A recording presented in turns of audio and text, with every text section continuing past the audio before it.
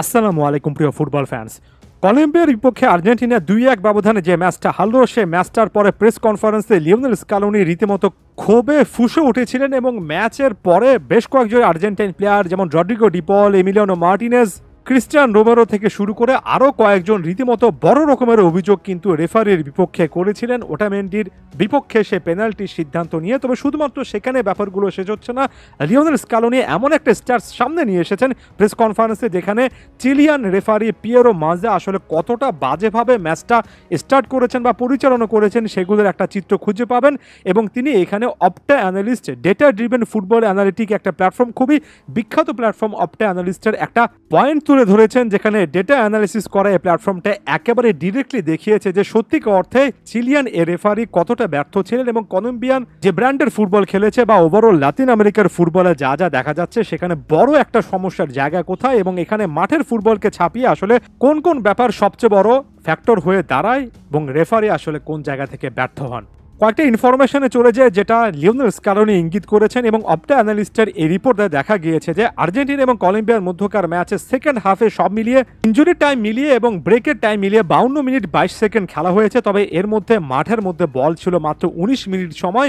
বাকি সময়টাতে নানা রকমের ডিলে, ইনজুরি সংক্রান্ত ব্যাপারগুলো বা অভিনয়গুলো আসলে বলা উচিত, তার মাঝখানে ওয়াটার ব্রেক, ভারের জন্য রিভিউ ব্রেক, সকল কিছু মিলিয়ে 78 বার ইন্টারাপশন হয়েছে, অর্থাৎ 78 বার বল থেমেছে এবং এই 52 মিনিটের মধ্যে মাত্র 19 মিনিট খেলা হয়েছে। ব্যাপারটা রীতিমতো আমার কাছে অবিশ্বাস্য লেগেছে।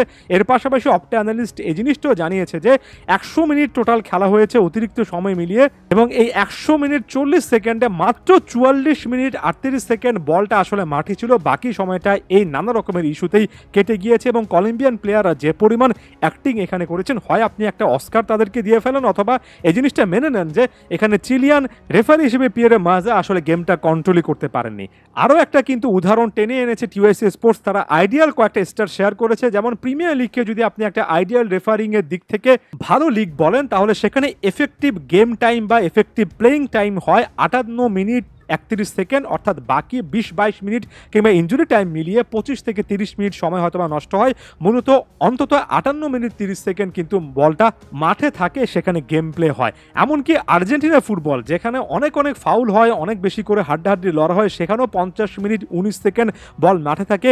উরুগুয়ান ফুটবল বা উরুগুয়ান ঘরোয়া লিগের ফুটবলকে বলা হয় এই জায়গা থেকে যথেষ্ট পিছিয়ে থাকে এবং র্যাঙ্কিংয়ে সকলের চেয়ে পিছিয়ে থাকায় এফেক্টিভ গেম টাইমের হিসেবে সেখানেও কিন্তু 90 মিনিটের খেলা ইনজুরি টাইম মিলিয়ে সব মিলিয়ে 47 মিনিট 35 সেকেন্ড অন্তত বলটা মাঠে থাকে।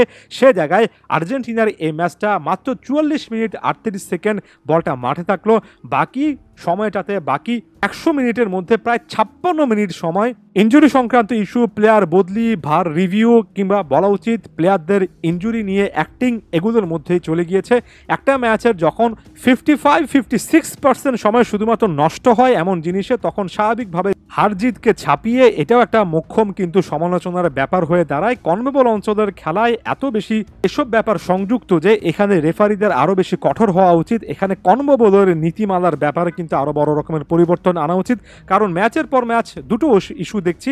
প্রথমত, অনেক বেশি করে ফাউল হয়, রেফারিকে বারবার করে ফাউলের বাঁশি বাজাতে হয়, এবং দ্বিতীয়ত সাম্প্রতিক সময় দেখছি একের পর এক ইনজুরি সংক্রান্ত নাটক। একটা গোলের ব্যবধানে এগিয়ে থাকলে প্রায় প্রতিটা দলই কিন্তু এমন টাইপের আচরণ করে। কলম্বিয়ার বিপক্ষে ম্যাচে কলম্বিয়ান প্লেয়াররা সকল কিছুকে আসলে যে ছাড়িয়ে গেছে সেটা অপটা অ্যানালিস্ট একেবারে চোখে আঙ্গুল দিয়েই দেখিয়ে দিল। ধন্যবাদ সবাইকে।